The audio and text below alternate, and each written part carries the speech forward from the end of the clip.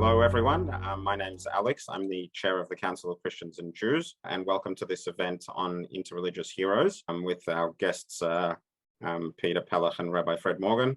We'll get to them in a minute, but let me begin by acknowledging the Aboriginal and Torres Strait Islander peoples of this land. I'm on the lands of the Bunurong people. For those of you in Australia, you may be on the same lands or elsewhere, but wherever we are in Australia, we're all on traditional lands and waters of the first peoples of this country. I recognize their people's continuing connection to this land, waters, and communities, and I pay my respects to their elders, past, present, and emerging. Before I begin, I want to tell you a little bit about the Council of Christians and Jews for those who may not know too much about us. We're committed to working together in mutual respect and understanding. Since 1985, we have promoted understanding and harmony in our society through events, publications, lectures, resources, including our prestigious and annual journal, Gesher. And with the rise of racism, including anti-Semitism and a lack of education about religion and faith in our society, our work is now more important than ever. Many of our events and publications are presented free, but to continue this important work, we rely on the generosity of donations and memberships in order to continue this work for the benefit of our community. Thank you, Alex. It's a great pleasure to see so many faces on the screen and a pleasure to introduce Rabbi Fred Morgan to people who may not know him. Fred is one of our local interreligious heroes, although he strides the international stage, but he's very much a local personality. Fred is the Rabbi Emeritus of Temple Beth Israel here in Melbourne and is also a professorial fellow at the Australian Catholic University, where he teaches in Judaism and Interfaith Dialogue. He studied in the US, in the UK, and in Israel, and has been a rabbi since 1984. He holds the Medal of the Order of Australia and is just a wonderful Jewish friend to have, a wonderful friend to the council, a friend to the whole community, and it's a pleasure to introduce you to him if you don't happen already to know him. Thanks, Colleen, and I'm not Fred Morgan, I'm Mark Walsh, and I'm here to introduce Peter Jones Pelleck, who is the Director of Education Activities at the Elijah Interfaith Institute. Peter is an educator with great expertise in adult education and dialogue facilitation. She served in senior positions in Sydney's Jewish schools before making her career in adult education, working at the University of New South Wales, working in a number of key ways to engage people in interfaith dialogue, including the Women's Interfaith Network, the Australian Uniting Church Jewish Dialogue, the Jewish Conversation with the Catholic Bishops' Conference, and the Australian National Conference of Christians, Muslims, and Jews. And Peter comes to us now from Jerusalem, where she works with the Elijah Interfaith Institute, and it's where I first met her. She works tirelessly with groups to bring about engagement, to bring about encounter, to bring about learning. And she also has particular skills in bibliodrama, which if you ever get a chance to work with Peter in that space, it is well and truly worth it. Thanks so much, Mark.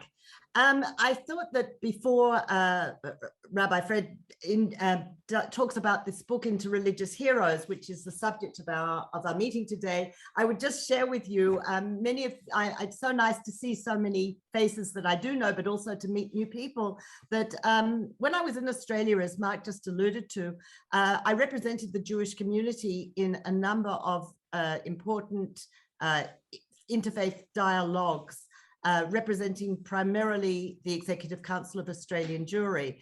And it was in 2005, I gave 5 years notice to Shalom College where I worked and told them I was going on Aliyah at the beginning of 2010. And so everybody knew that that's what I was doing. But in 2009, the Parliament of World Religions was in Melbourne, Australia. And the Executive Council of Australian Jewry gave me a gift of participation representing them at that marvelous event. And it was at that marvelous event that I saw that the Elijah Interfaith Institute and Rabbi Alon Goshen-Gottstein was going to be making a number of presentations. Now, Alon's prayer for religious leaders had been used by the Executive Council of Australian Jewry and the Australian National Dialogue of Christians, Muslims and Jews to open our meetings. It's a prayer asking religious leaders to be inspired for wisdom. So I knew him by name, but I'd not met this man. So I made it my business to meet him and go to sessions he conducted in Melbourne, and knowing that in 2 months I would be living in Jerusalem. Now, at one of the meetings, Alon sent round a sheet for everybody to fill out their name and email if they were prepared to help organize Elijah events in their local cities. Now, the sheet was going around, and it really would have looked churlish if I hadn't put my name on it. So I put my name down, and believe it or not, about 3 months after I'd come on Aliyah, I received an email saying, you put your name down to work in your city in Interfaith Elijah's activities. Would you like to follow up on this? And I wrote back to the secretary, who's become a friend, and I said to her, I would love to help, but I've come on Aliyah and I can't do voluntary activities until I find a job. And once I find work, I'd be happy to help. She said, send me your CV, which I did, and the rest is history. My skills matched the skills that Elijah needed at that time. I should also add, being here, that exactly the same day I was offered part-time work with a conservative yeshiva in their continuing education program, and I continue to work for both those organizations and more till today, 12 years, more than 12 years on. So it's I've been with Elijah for 12 years, and as part of my work with Elijah, I've been involved in the publication of this series of books called the Interreligious Reflections. It started off with a different publisher, and it's been an absolute pleasure to be involved in editing, particularly for those who are not, for those who do not speak English as their first language. And many members of the Elijah Board of World Religious Leaders are not native English speakers, so I've helped them with the writing and help to create some sort of consistency across the contributions. But one of the things that Elijah is very keen on doing is making sure that the actual voice of the author, of the contributor, comes through, and not trying to create consistent work. So we have many publications. My favorite is the publication on friendship across religion. It's my favorite partly because you know, say this immodestly, I have my picture on the cover. It's very nice and very flattering. But the other part of it is that this actually represents the work of Elijah Interfaith. Friendship across religion is something you're all doing, but very few have analyzed what it is to have a friendship across religion and what the theological implications of friendship across religion are. And that's the sort of work Elijah does. We share and explore the theological implications of great ideas. As one of our leaders and teachers, Anantanand Rampachan, who's a Hindu professor in the United States, explains, in interreligious work, theory usually follows practice. And this is one of the, Elijah engages in theory, but in shared theology. Our motto is sharing wisdom, fostering peace. And it's something I truly hope we do. With that introduction, I'm going to hand over to Rabbi Fred Morgan and ask him to talk about the book, and then I'll come back and join the conversation further. Thank you so much, Peter. That was absolutely fascinating for me because I was at the Parliament of the World's Religions in 2009. And that's also when I first became aware of Alon Goshen-Gottstein, the founder of the Elijah Institute. And I went to his sessions and really enjoyed them. So that was fantastic. And I want to say to everyone, we're really very fortunate to have Peter with us today. Someone who comes from the source, as it were, of these publications. So I also have this book with me, Interreligious Heroes.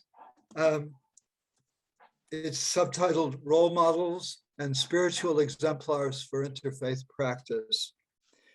And I want to talk a bit about the book, but before I address it directly, I actually want to take us back to the 1980s. Because it was in the 1980s that a American poet and activist by the name of Danny Siegel introduced a new concept to Jewish life, which he called the Mitzvah Hero. And he introduced this idea of the Mitzvah Hero because it was a way for him to demonstrate his interest in tzedakah, which is righteous giving or restoring righteousness through giving. And that idea of the Mitzvah Hero became very important to me as I entered the rabbinate and in my own personal religious development, because it alerted me to the remarkable things that people in my congregation and in other people's congregations were doing to help others without fanfare or any egotism involved in it. So we might define a mitzvah hero as an ordinary person who does extraordinary deeds on behalf of others. And though, of course, when Danny Siegel introduced the notion, he embedded it in a Jewish context, it can be universalized to fit those of any religion, indeed, all religions. So we might say all religions have mitzvah heroes. And this is the idea, the notion that came into my mind as I read through the 40 or so entries in this book on Interreligious Heroes, which is from the Elijah Institute in Jerusalem. I just want to fill in a little bit. The Elijah Institute was actually founded in 1997, which is important to me because that's the year that Sue and I arrived in Melbourne from England. And it was founded by Rabbi Alon Goshen-Gottstein, who has subsequently, as we've heard, become one of the world's leading voices in interreligious understanding. Thinking up a volume on interreligious heroes is characteristic of Alon's approach, I think. His approach is simultaneously phenomenological, so it describes religious experience as a universal category of human activity, and it's also devotional or confessional. And Alon himself is both a scholar of religions and an observant Orthodox Jew. And so you get both of those brought together in this one approach.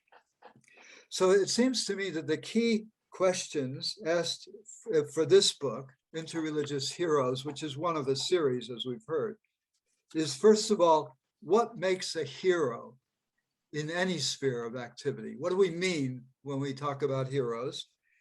And then, are there specific characteristics that identify someone as an interreligious hero?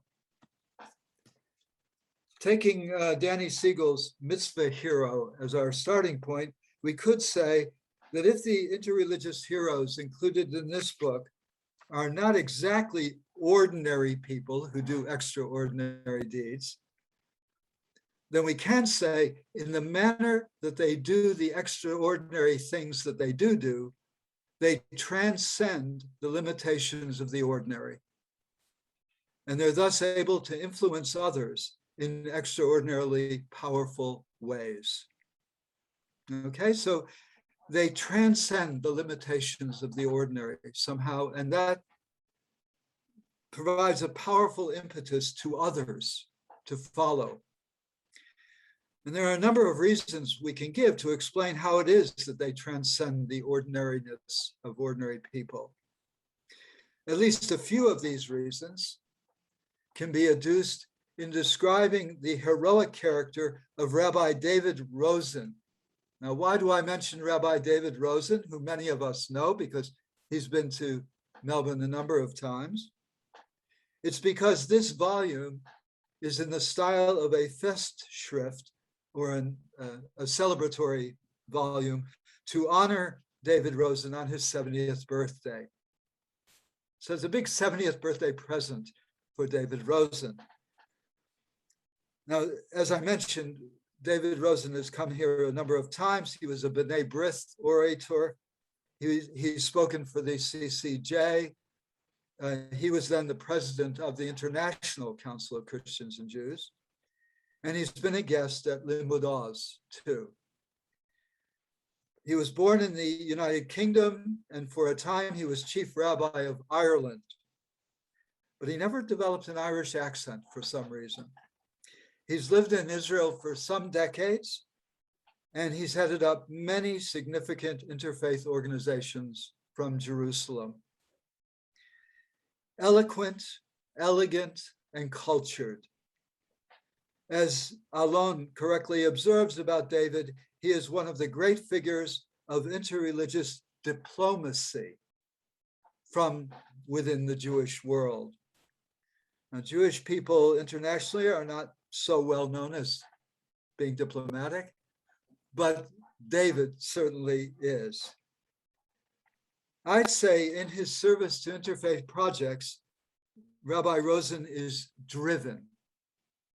What I mean by that is his passion for reconciliation and dialogue, though it's strictly controlled through his diplomatic nature, is nevertheless intense and unquenchable.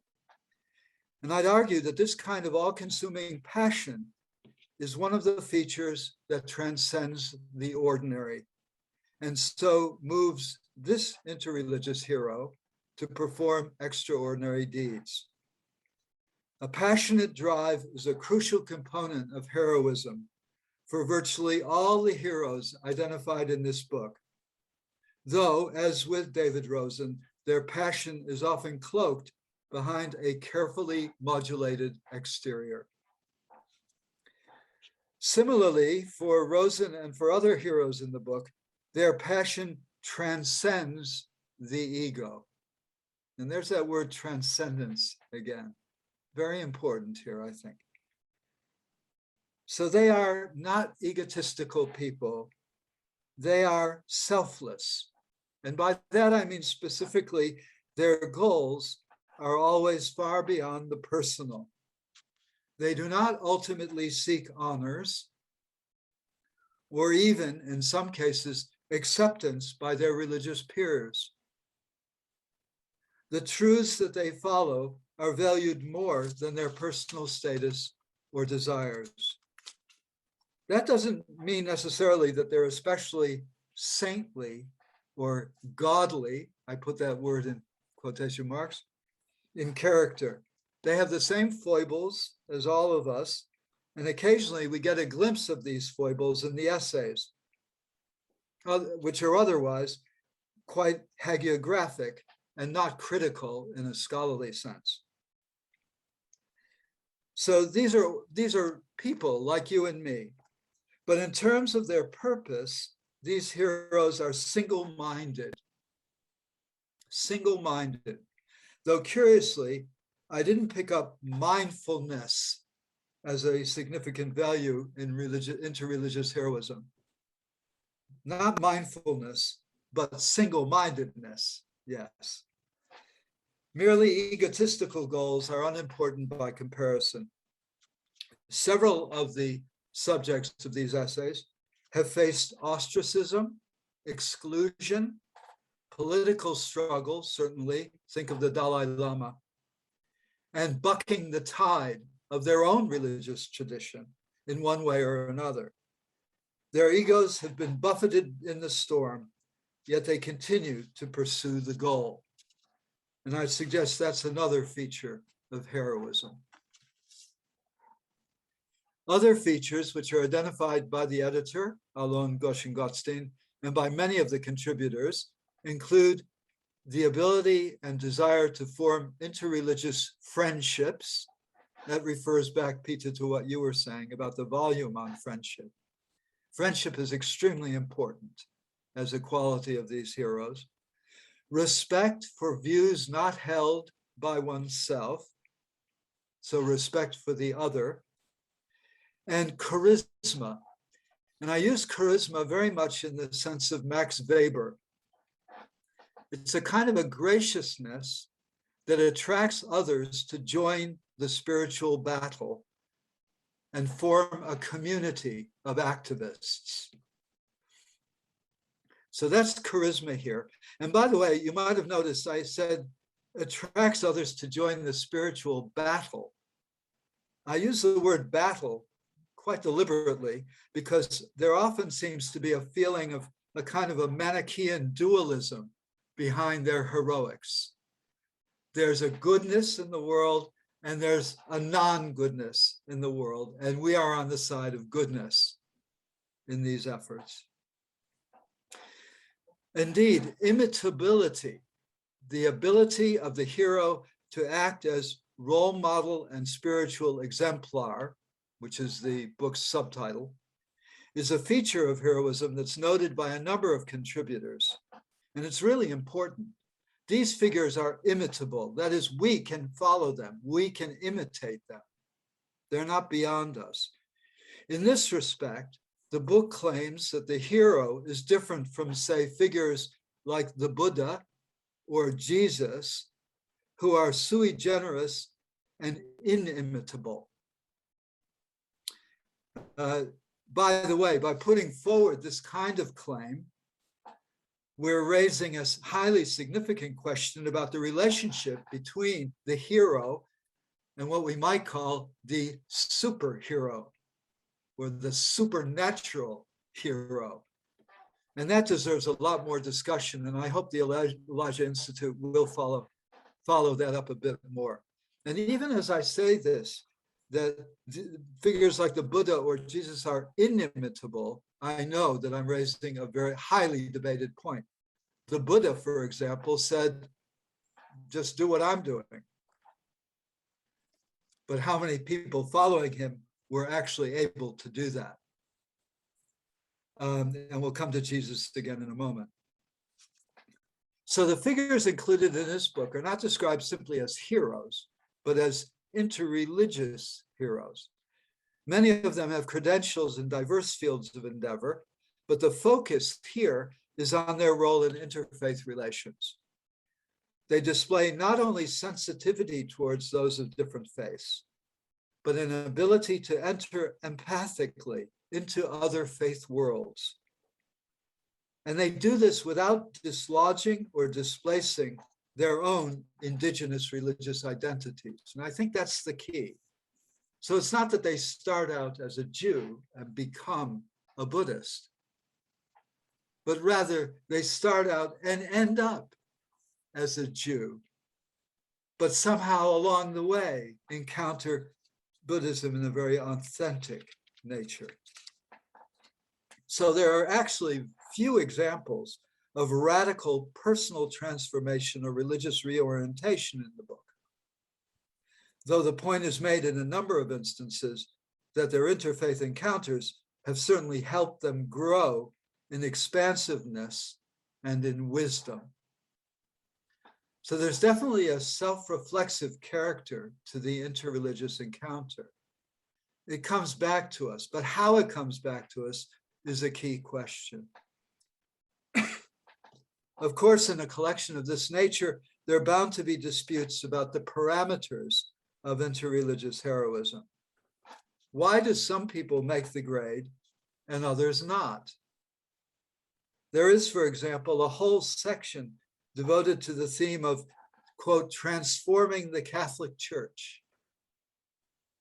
The essays in that section focus on leading figures of the Church since Vatican II and Nostra Aetate.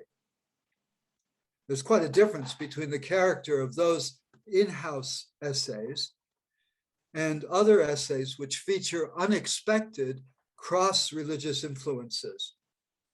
For example, Rowan Williams, an Anglican, writing on Professor Akbar Ahmed, a Muslim, the Jewish scholar Daniel Sperber, writing on Swami Dayananda Saraswati. I had no idea that Sperber was influenced by Dayananda Saraswati. Ahmed Abadi, writing on Hans Kung, a Catholic scholar, and the former member of parliament in Israel, member of the Knesset, Michael Melchior, writing on Sheikh Abdallah Nimr Darwish. The heroic qualities of friendship, respect, and a shared humanity permeate these interreligious connections.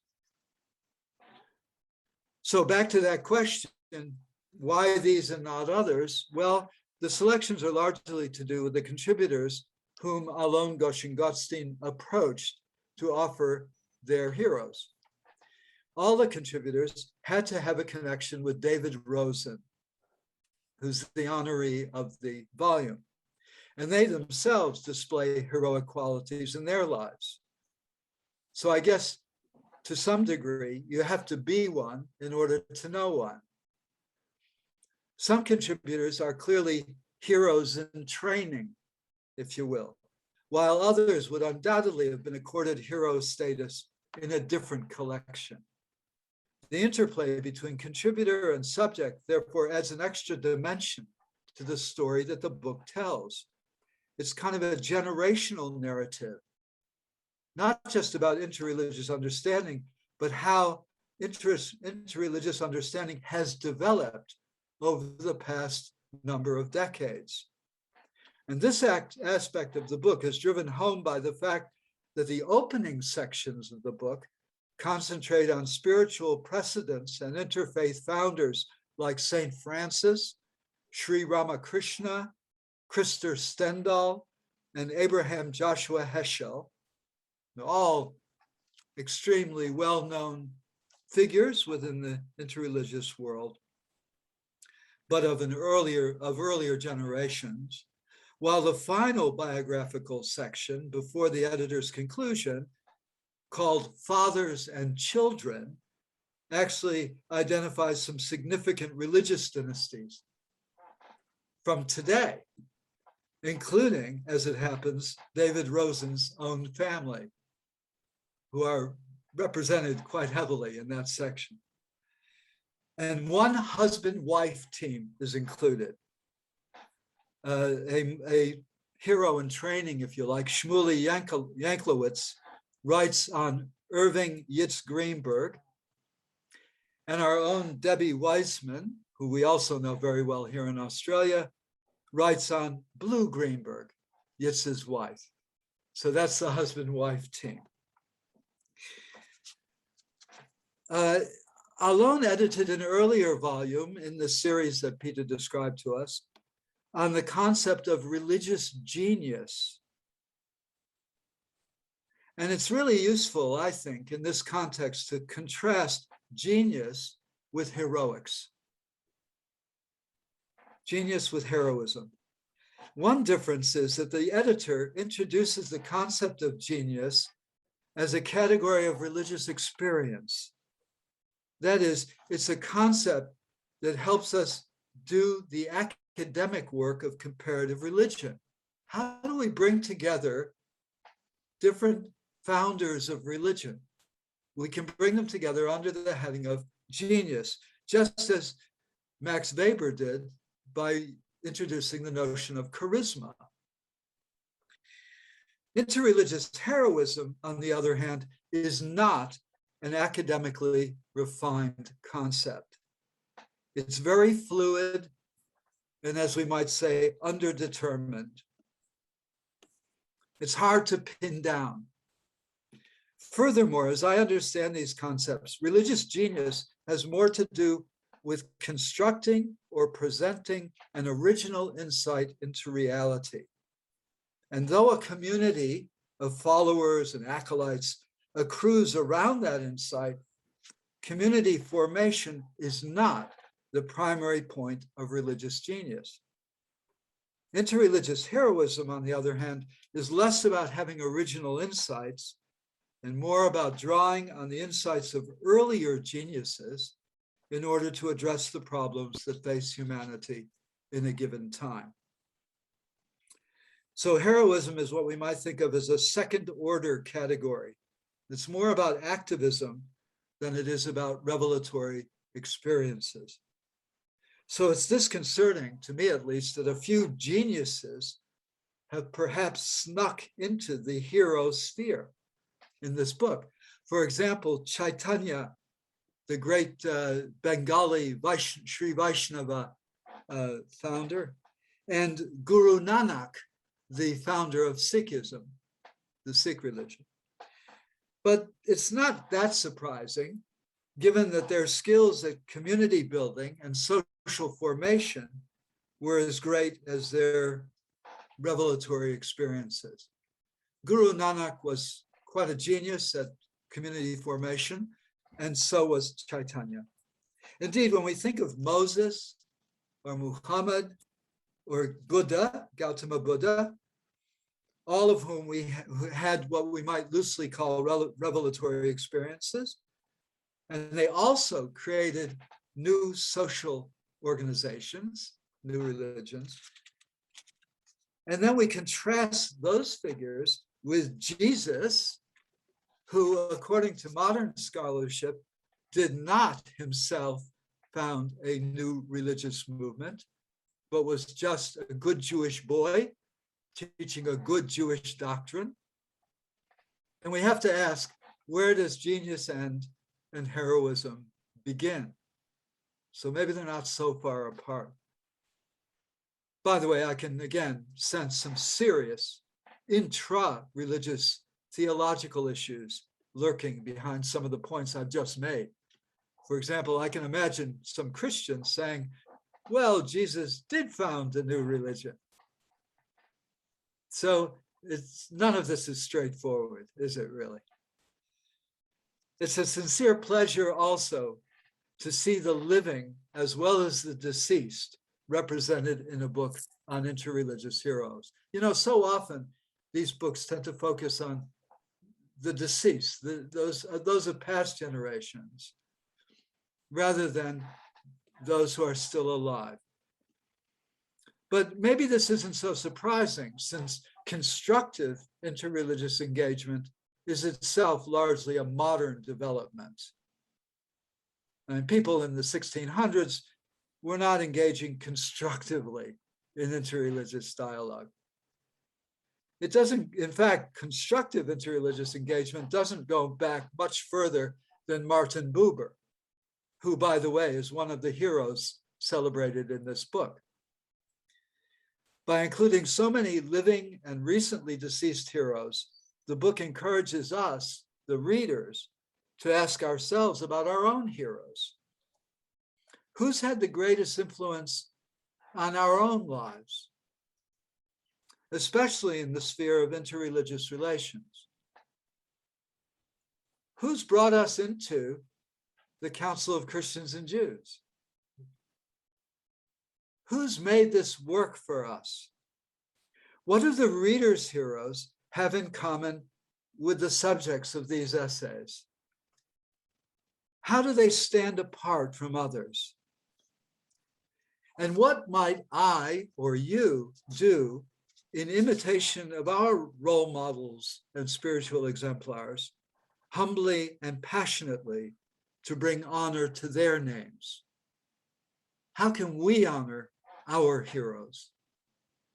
In raising this highly personal question, the editor, Alon Goshen-Gottstein, and the hero of this festschrift, David Rosen, have done the realm of interreligious relations a great service.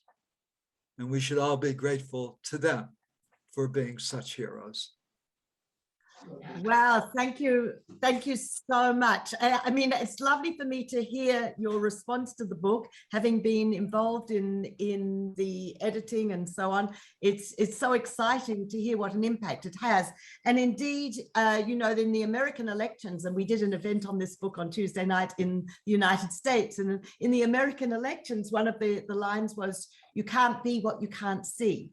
And one of the things about presenting the interreligious heroes this way is that more and more people are exposed to them. And even if they didn't know them beforehand, they can be affected by them, which is something very powerful. And I'm so glad this is being recorded so that Alon can actually have a look and see what you've said. So thank you.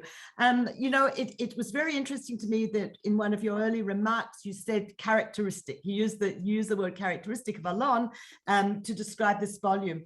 And I think I agree with you in many ways. His opening and his conclusion are characteristic. His division into categories is quintessentially Alon. But this book is not characteristic of Elijah's publications. And I don't want anybody who reads this to think, then I'll go to the rest of the interreligious reflection series and be similarly inspired. This was quite unusual. As you mentioned, the way that the authors were co-opted. And in fact, there are about 50 invitations, and it's fascinating that most of them actually submitted a contribution. But Elijah's normal work is to work with religious leaders and scholars. And that makes us a little bit different from most other interfaith organizations. It's a little bit elitist in that regard. And the other publications actually are more structured to contain a balanced response from each of the 5 or 6 religions with whom we are working. Why I say 5 or 6, we always include contributions from Christianity, Judaism, Islam, Buddhism, and one of the Indian religions, Hinduism. Occasionally, whenever we can, we add Sikhism. We have occasionally included also Baha'i and other contributions, but our structure is to use religious scholars and leaders. And this was different in that although most of the contributors have made their mark in some way, they wouldn't all, if you like, meet the mark for our more regular publications. And it is, as you say, much more personal. Nobody's been asked, and you noted this, to make an academic assessment of what makes somebody a hero. It was the way you responded to the person. What made them a hero was the fact that they had an impact on you. It's reversed. Whereas, and here I actually have to disagree with you a little bit. When it came to religious genius, we spent many hours, dozens of hours, in reflection as to the qualities that made a religious genius. And this is actually quite a clear category with certain qualifications, if you like.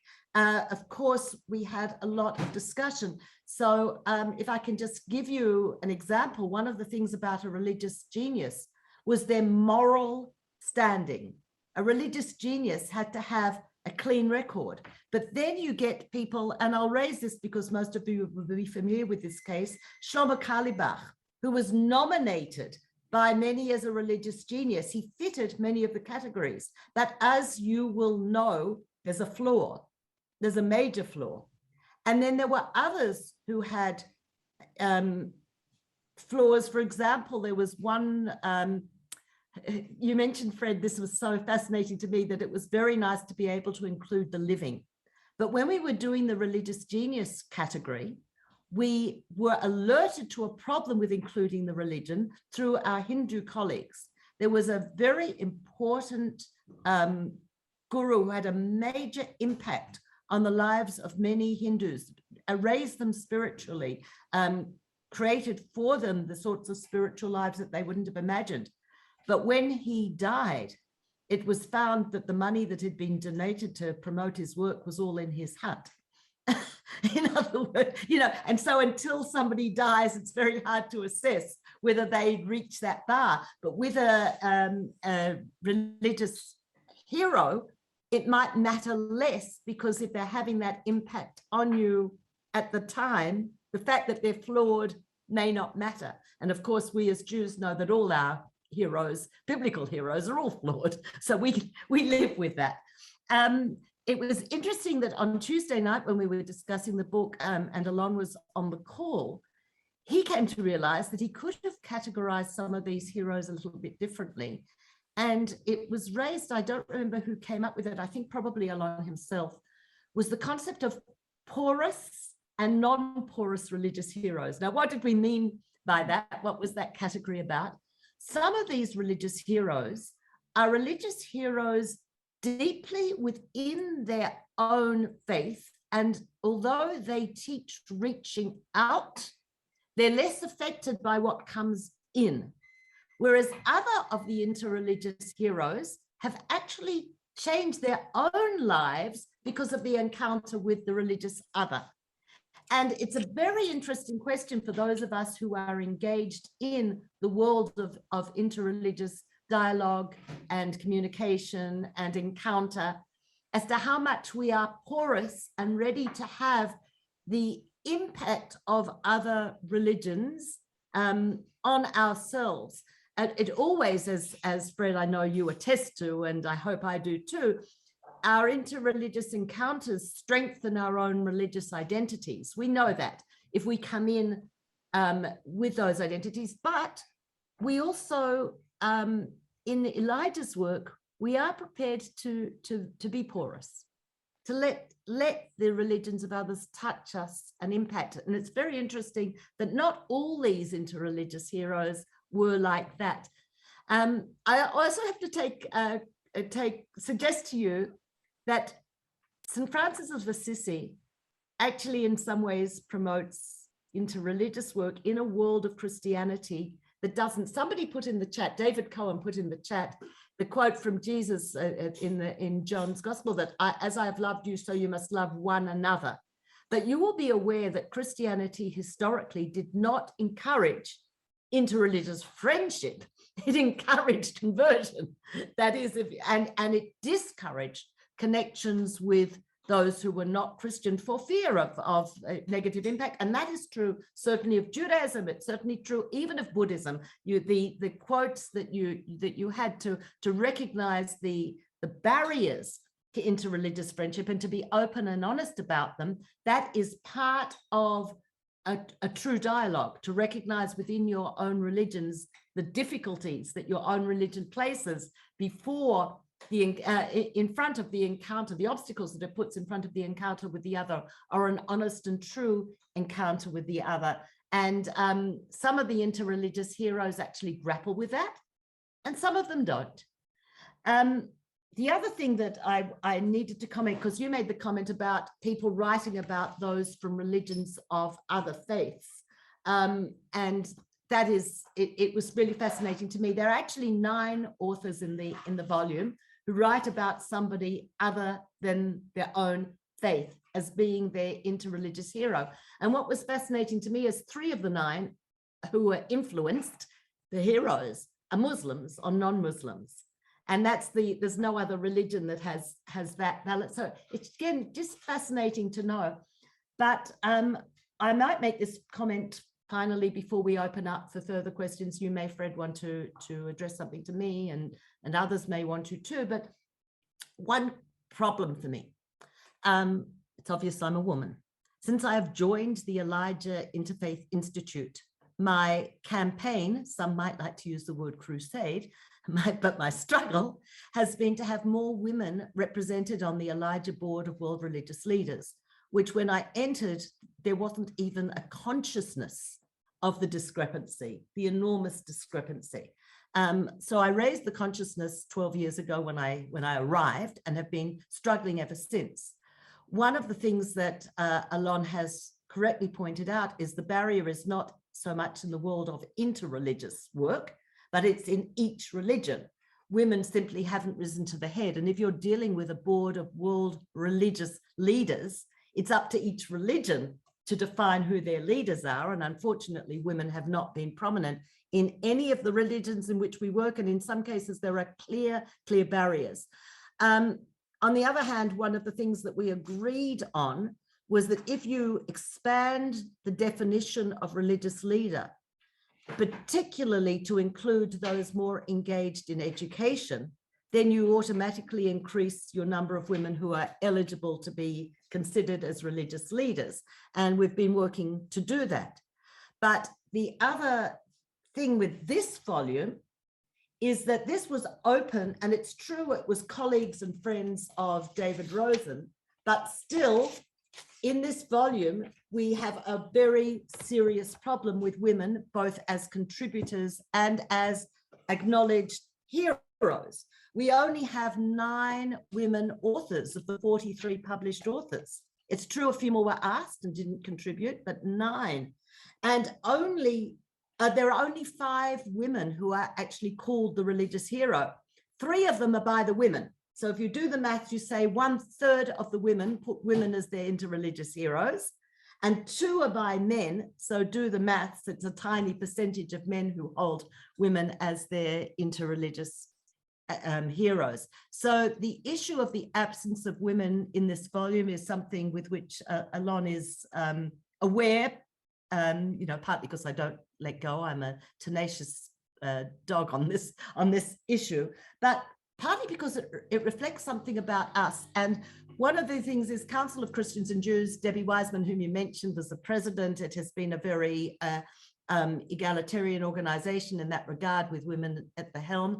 And here on this call, I notice a good number of women, and Colleen introduced it, so it's lovely to see. But one of the struggles for us as we move through the 21st century, in terms of both identifying religious genius and identifying our interreligious heroes, is to consider what it means when so few women are engaged, and whether one of the authors writes about his anonymous hero.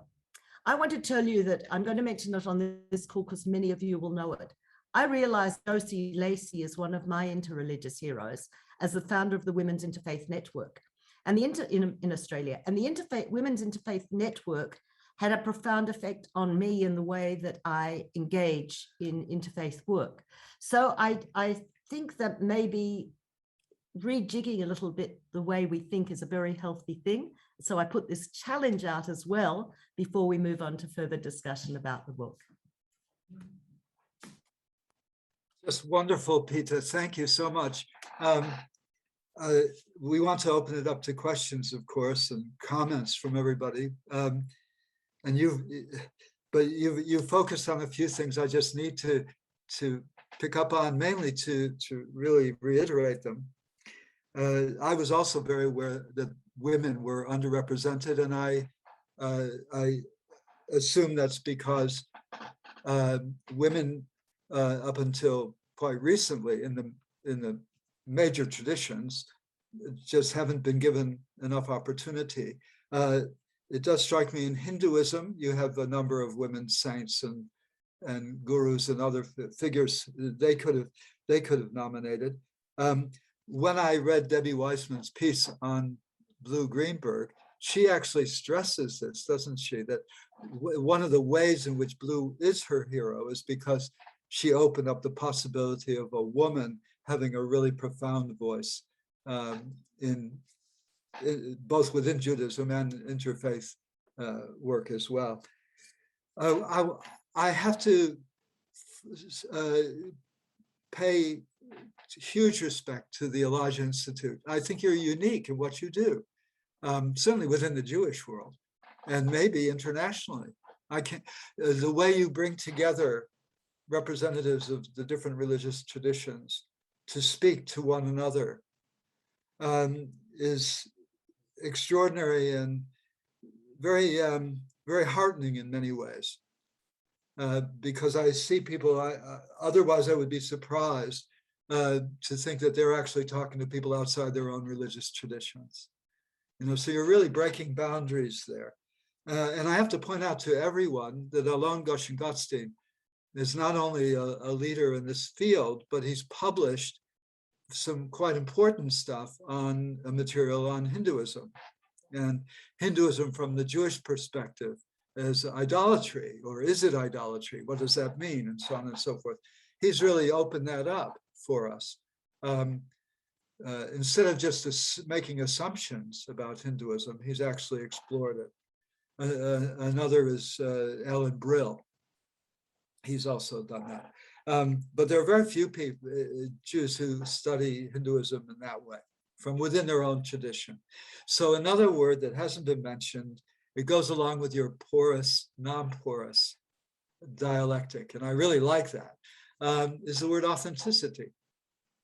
I think that's really important, is the base of all of this, that people are, if they're going to engage in interfaith dialogue, they should be authentic in their own religious tradition, a true representative of their own religious tradition. And the way that they engage in dialogue, therefore, is influenced by their personal authenticity. So I think that's really important, because it means everyone is going to examine what's happening as they speak to the other, and reflect on it. And many decades ago, when I was involved in the study of Hinduism and Buddhism academically, the notion of reflexivity, of allowing your study to reflect back on who you are and exploring what you're doing while you're doing it, what's happening to us while we're on this Zoom call, was a very important part of the interreligious endeavor. Not to give up who one is, but to explore who one is through the activity. Yeah, and I think that's one of the beauties of Elijah working with religious leaders and scholars. And we do not deal with academics we deal with academic practitioners. So I mentioned Anand, for example, who's a devout Hindu teaching Hinduism, and all our scholars have to be deeply engaged in their own faith about which they're a scholar practitioners, not just scholars of. And as we know, particularly as Jews, but it's true in other religions as well, one of the quite sad things, I think, about so many of the scholars of Jewish studies is they're either not Jewish at all, or they're certainly not practitioners. And this is something that we hope in the future will be less prominent. I see that Abe has raised his hand some time ago.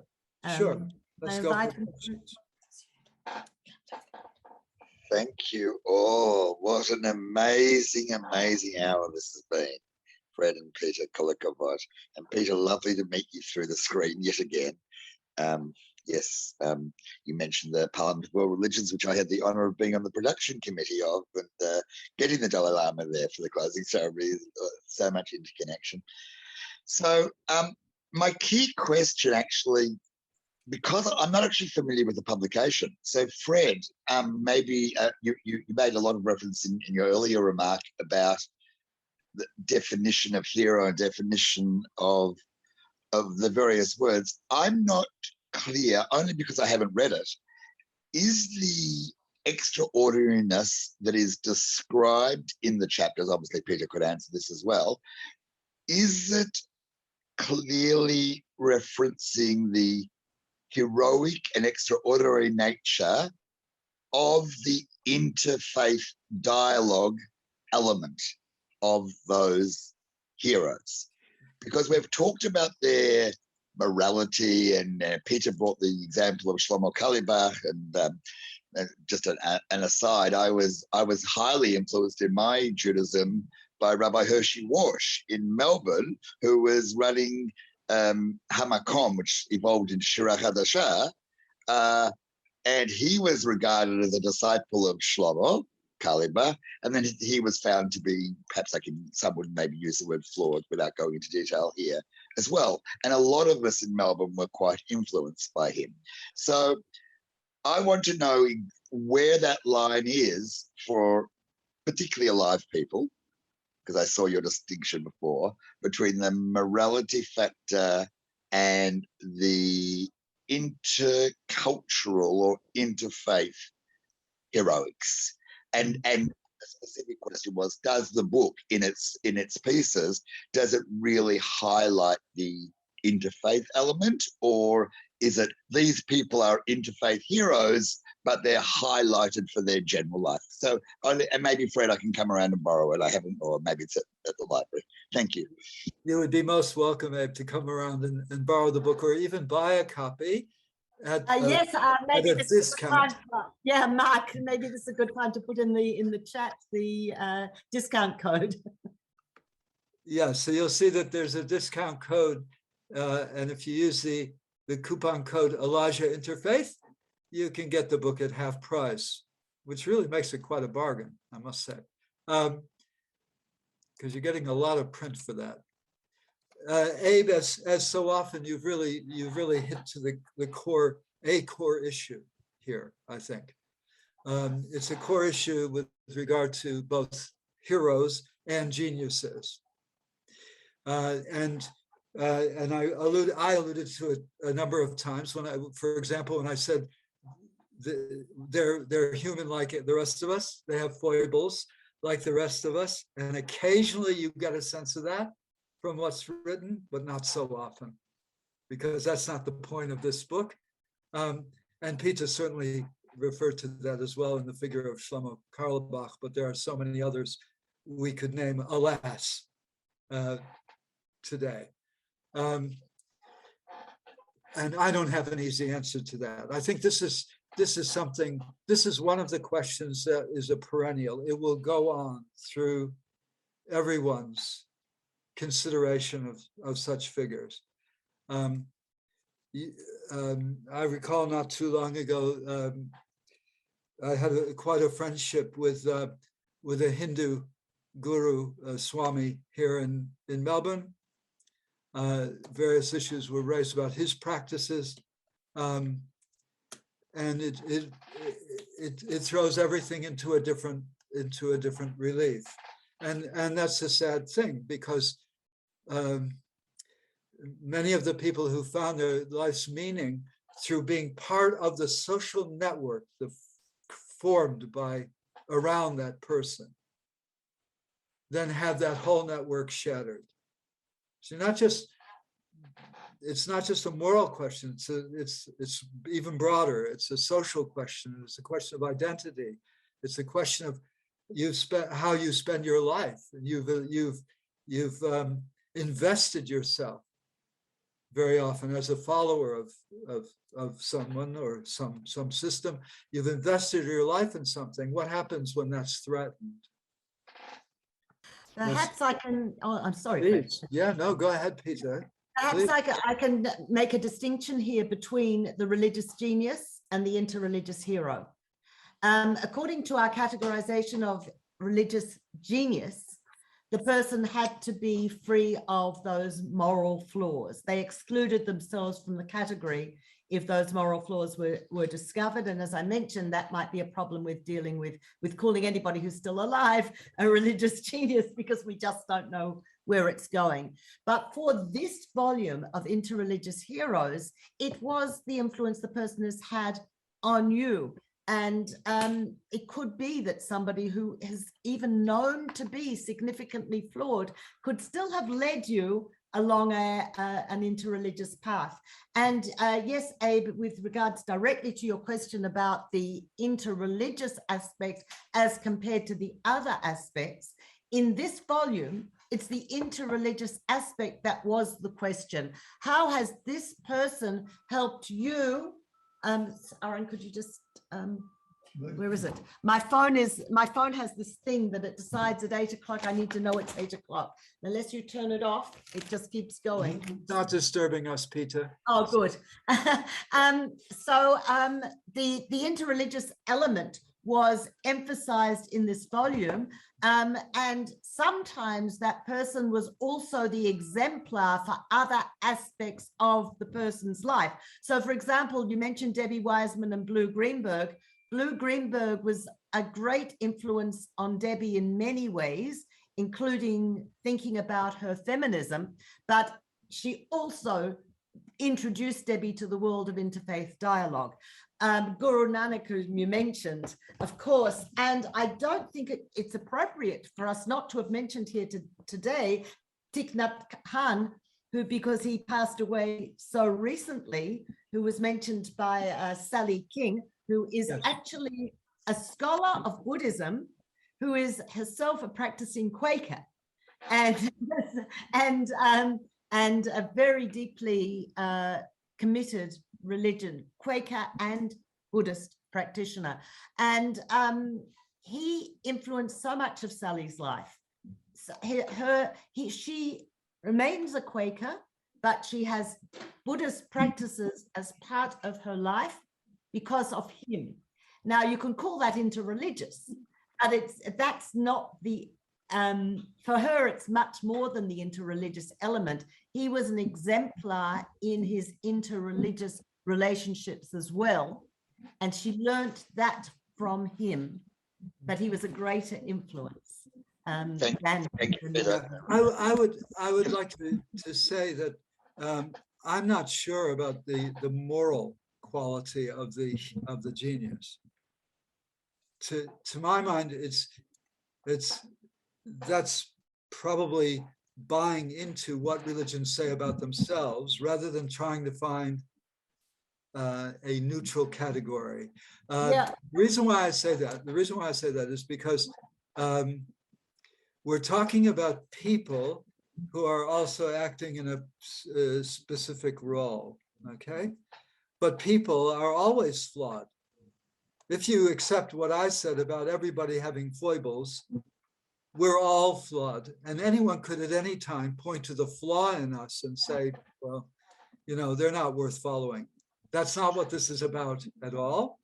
And I think in terms of genius, to my mind, I haven't read all of the book on genius, so I can't claim to have done that. But to my mind, the key in religious genius is having that insight or that revelatory experience. Sometimes that revelatory experience is then described by people who come later as having happened because the person who had it is infallible. You know, but I think you'll agree, Fred, there's flawed and there's flawed. Like for us, there's flawed and there's flawed. King David was flawed. Abraham was flawed. Sarah was flawed. So I wouldn't call them morally perfect. No. Well, that's the question. That's the question. You know, where do we draw the line? And it's an ongoing question, and it's one of those discussions that we have to keep having, because if the flaw is significant enough that it flies in the face of the religious values themselves, that is a very serious question for us. But this is the thing that we're engaging intellectually. And the thing about the religious genius is I can engage in a serious discussion about a religious genius from a faith other than my own, because I recognize their religious genius. I mentioned Francis of Assisi, that's an easy one, but you mentioned women Amma, for example. Amma, who's a Hindu woman who has clearly used the word charisma with you know, we're dealing with what that might mean, but I'll use it for the sake of this discussion, clearly with charisma, with huge amounts of followers. And she encourages her followers in some ways to treat her as a god. Now, and that in Hinduism is not a bad thing.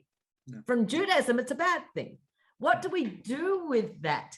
We don't consider that a moral flaw.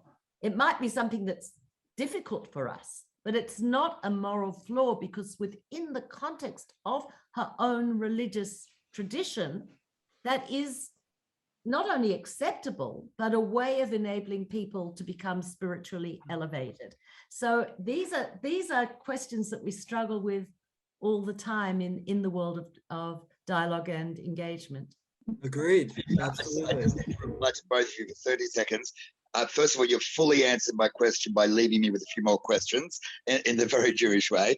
And Peter, I just need to inform you that I do a lot of work in the Indigenous space, and a lot of the women elders are very much regarded as heroes, and it's profound how often I hear men talking about their strong, proud mothers and aunties. So I'm just wondering whether maybe Elijah, in its purpose to improve the women standing, whether maybe we can learn something from Aboriginal Australian culture. And I'd be happy to send you some papers on that. And I must conclude by apologising morally.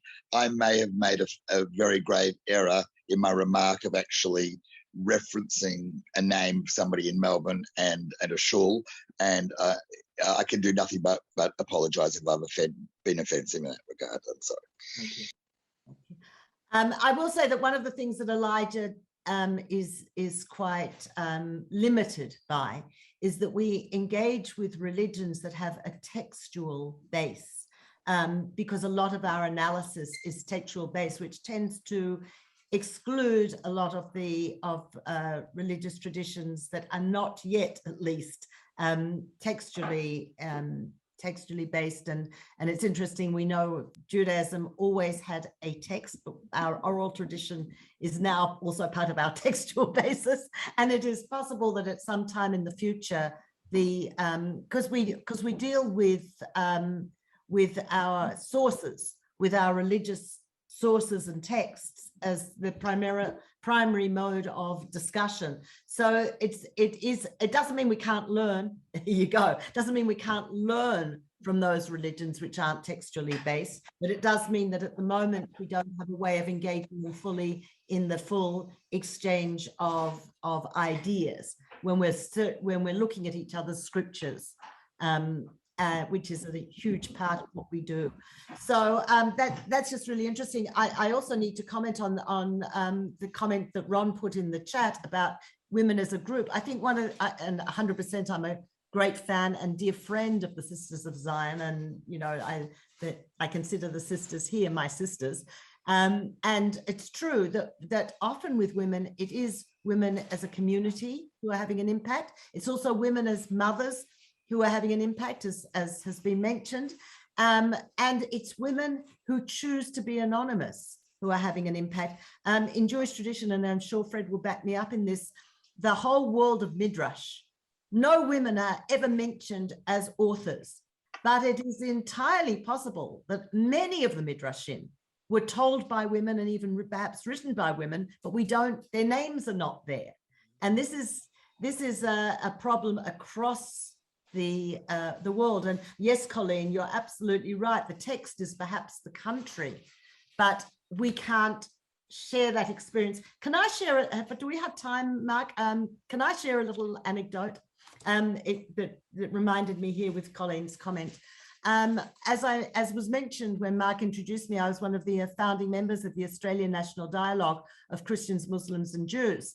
And what we used to do, and I assume that continuing the pattern now, even though I've been out of the country for 12 years, is that we used to meet once a year in a Jewish venue, once a year in a Christian venue, once a year in a Muslim venue, and we would have a topic that was nominated or decided beforehand. And in about the second or third year of our organization, we decided that each of the other two religions could ask the third religion about a question that really bothered them about the religion. So we asked the Christians about the Trinity. What does that mean? And as you can imagine, that was very difficult. We asked the Muslims about jihad. And it was around the time just after the Bali bombings that we founded the Australian National Dialogue of Christians, Muslims and Jews. So it was a very hot topic at that time. And the Christians and Muslims asked us about Zionism. And I was, and the relationship of Judaism to Zionism. Now, I was at that time responsible for creating or compiling the Jewish presentations at these events. And what we did is every member of the Australian delegation, I think we were, of the Jewish delegation, I think we were five Jews, 5 Christians, 5 Muslims at that time, was asked to present on a different aspect. And as we were presenting, I saw that Graham Mundine, who was a Catholic member of the Mundine family and a representative on the Christian delegation, was crying. And I said to him in a break, I said, Graham, are you okay? And he said, I'm more than okay. He said, that's the first time that I've ever heard other people speaking about country the way we feel about country. And I think this is something that in terms of a dialogue or an interchange, it was the most powerful moment for me to recognize that commonality, and he'd recognized that commonality. It was just such a breakthrough moment for us. So you don't necessarily need a text. You can come, but in Elijah's work, we wouldn't be able to do that because we've got no way of sharing that experience except through we work through the text to share the experience. But I just wanted to share that. This is a great book called Song Spirals, and I guess it's one of the writing down, an attempt to write down the texts of First Nations stories. And this is a book that's co-authored by an incredible group of Indigenous women and by country itself. So the voice of country is given precedence in this book alongside those stories. So I just thought I'd add that while we were talking about those conversations. My name is Jackie. I'm here to read this book, The Interreligious Heroes. I believe in God And I also believe that among different religious faiths, we have mutual respect one another, and there's peace. I live in Wellington. Recently, we had the anti-mandate protest. It lasted for about 23 days. I believe in prayer. I believe God is with us, and our country, our government, they have heard our voices about what we want. We want vax, non-vax, to live in peace and harmony. So I believe when I get hold of this book, I'll read it and improve my understanding about interreligious heroes and peace. Thank you, Jackie. I think you're right. I think you'll get a lot out of this book. Some of the heroes, like Abraham Joshua Heschel, may speak very much to you. Thank you. Yeah. I think there was a comment that was put up by Anne Desmond in the chat. Yeah, that's right. Yeah. I mentioned that it would have been nice to have more women engaged. Yeah. I can only say that in my work, and in addition to working with the Elijah Interfaith Institute, I'm also involved in an initiative here to have more women in politics across the country, but from the local level through to the national level. And all the studies show that if you have 3 women, a minimum of 3 women in any organizational leadership, you get a change. 1 woman alone can't make the change, but 3 women changes priorities in any organization. And one of the examples is actually in India, where they showed that when they surveyed men about their priorities, they had put making better roads as a huge priority in the country. And women put clean water as much above roads. Clean water, much above roads. And where women were able to be in leadership positions, you had an ability to track that clean water took priority over better roads. And I use this just as an illustration that in order to make a difference, you need a core of women to alter things.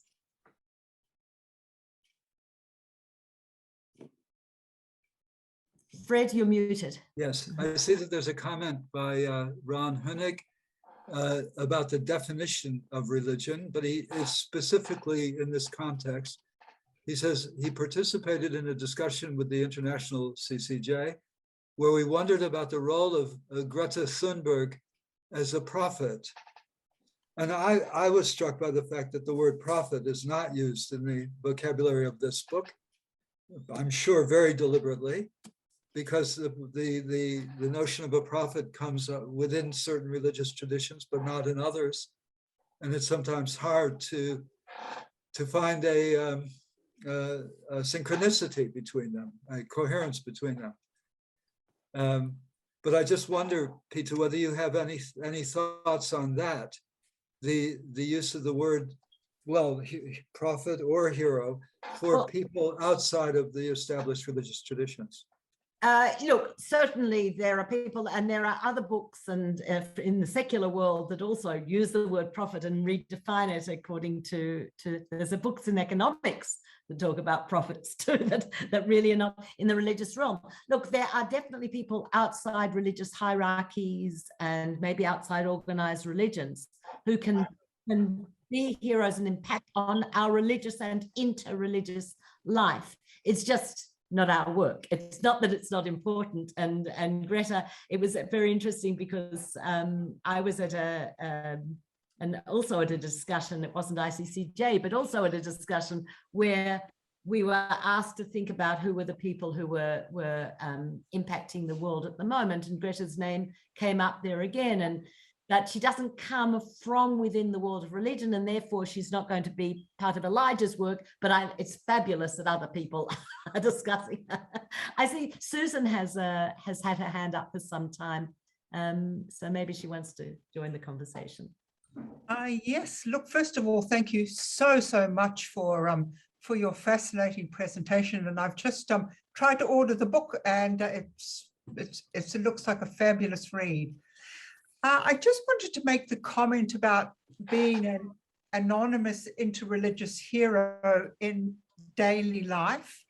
And a couple of thoughts have come to me. One is the role of young mothers picking up their children from school, and their children may follow different faiths or none. And the other one is from my own personal experience. I'm a practicing Catholic, although I'm actually moving into, I'm actually moving into the Quaker community in New Zealand shortly. But my neighbors, many of them are Hare Krishna, and we have become very good friends. We go for walks together and we discuss all sorts of interesting concepts about how we view the world. There's nothing particularly dramatic about it, but I think we're doing interreligious heroism, for want of a better word, in a small but important way. I mean, not just myself, obviously, but the mothers with the small children. Thank you. Absolutely. I mean, it's some years ago, the CCJ here ran a program called Grassroots Dialogue.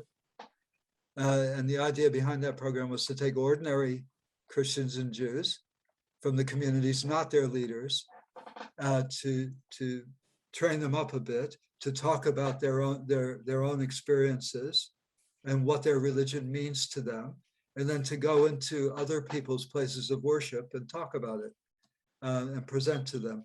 And that happens at the grassroots. That's everyday people talking to everyday people.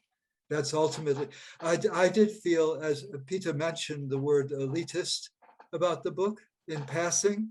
And in my original remarks, I was going to say that, but I didn't think that was polite. So I took it out. I can be impolite. Yeah, no, in fact. It is a bit elitist because it's heroes talking about heroes, you know, and it's all, they're selected by one another, for one another. Exactly. Yeah. No, Susan, I think that what you're talking about is follows on from something Fred said earlier about authentic. You are coming authentically from your religious tradition, and your neighbors are coming authentically from their religious position, and you can have a real dialogue. One of the sad things, and again, this is the work of Elijah, is really to try and look not just as somebody who happens to be a Jew or somebody who calls themselves a Christian, but to try and really look at the sources of the religions themselves in most of our work. But it doesn't mean that's all our work. This volume is as I mentioned, it's not exactly Elijah's normal because it was in honor of David Rosen, but there are a few things that we have done that, if you like, take it down to the community level. So, for example, after working on the volume and having serious meetings about friendship across religion, we then began the Make a Friend campaign, which you might find on Facebook. It's a huge campaign where religious leaders urge people to make a friend of somebody outside their own religious tradition. And it was a huge campaign of about 4 years ago, I think it is now. Just Google Make a Friend, Elijah Interfaith, and you'll find religious leaders speaking about the importance of making a friend from somebody from a different religious tradition, and they're teaching why and how you can do that. And that Make a Friend campaign also went along with suggestions as to things like visits from one place of worship to another, sharing festivities with one another, and so on. So the Make a Friend campaign was an important part of Elijah's work as well, even though it wasn't our normal work. The other thing, and I have to give a plug for this, and Mark knows I have to give a plug for this, is Praying Together in Jerusalem, which came out of Elijah's work and our cooperation with the Tantur Ecumenical Institute. Praying Together in Jerusalem is a monthly occasion, first Thursday of the month, where unfortunately the timing does not work for Australians at all, but when you come and visit here, first Thursday of the month, we meet to pray side by side, Christians, Muslims, and Jews, and also to learn from one another. And that's not elitist at all. Everybody is welcome. And our teachers, when we're in person, which we were until Corona, it was only Christians, Muslims, and Jews. But since we've gone online, for the last 2 years. We've included Hindus and others as well. And we also, like this, on Thursday, we had a Buddhist meditation as part of our praying together, as well as the Christian, Muslim and Jewish prayers. And this is for everyone, and it requires authenticity. We don't pray each other's prayers, and we don't try and create some amalgam that suits everybody. We each pray our own prayers, but we do it side by side in mutual respect and mutual support. And that, I think, is something very powerful. So, Susan, your work is real interreligious dialogue. And I guess the one other thing, Fred, you just sent Elijah is unique. It has a particular place. So all these wonderful suggestions about how other forms of dialogue, non-textual, are important parts of dialogue, 100%. It doesn't mean that Elijah necessarily has to do them. There are so many fantastic interfaith organizations, and each should do what they do best. And I can say, you know, I think we do the scriptural, textual work best, but others really should pick up, and we would encourage and support others to deal with all those other elements. And one of the key things in women's work, and I will mention this again with regard to women are known to want to not step on each other's toes. And we have this theory called shine theory, which says, when you shine, I shine. So let the other organizations, for example, Council of Christians and Jews, where we are now, does unique work in that field. The minute you became council of everybody, you lose something about your uniqueness and ability to really work well on what you're doing. And I think this is, each of us have to encourage the other to shine and the other to do, and know that we all benefit from different people doing different work. And Elijah benefits from, and I'll give it as Fred did, Alon's leadership and role modeling, and, you know, having a vision of the uniqueness of this organization. So.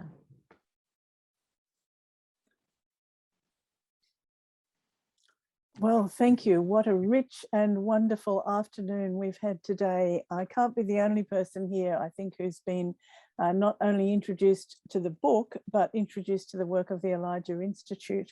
It's been a delight to learn of the depth of dialogue that is happening, and to have that brought to us in such an accessible way this afternoon by both of you, both of our speakers. Thank you, Fred, and thank you, Peter. You've stimulated us, you've inspired us, you've encouraged us, and you've also allowed us to not be afraid of elitism. We need the in-depth thinking that then we can bring back to the grassroots level, and please God, over time, create a much better world, a world of understanding, wisdom, and peace. Thank you so much, Colleen, and thank you to Peter and to Fred, who are two of my interreligious heroes. I meant to say something about that earlier on, but I really appreciate so much the work that both of you do, and the way in which that shapes me and shapes other people as well. And again, just a reminder that you can purchase this book at a discount price through whipandstock.com, and the discount code is Elijah Interfaith. In addition to that, I'd just like to let you know that if you happened to not be a part of our mailing list and found out about this event in some other way, you can subscribe. We've just started working with MailChimp, and we'd love to add you to our mailing list. And if you go to ccjvic.org.au, you can not only subscribe, you can also donate to this great work as well. Thank you so much to everyone for joining us. It's been a great pleasure to listen to this wonderful conversation. We appreciate your stories, your questions, and everything that you've contributed to, and we would love to see you back with us again sometime soon. Thank you very much. Thank you.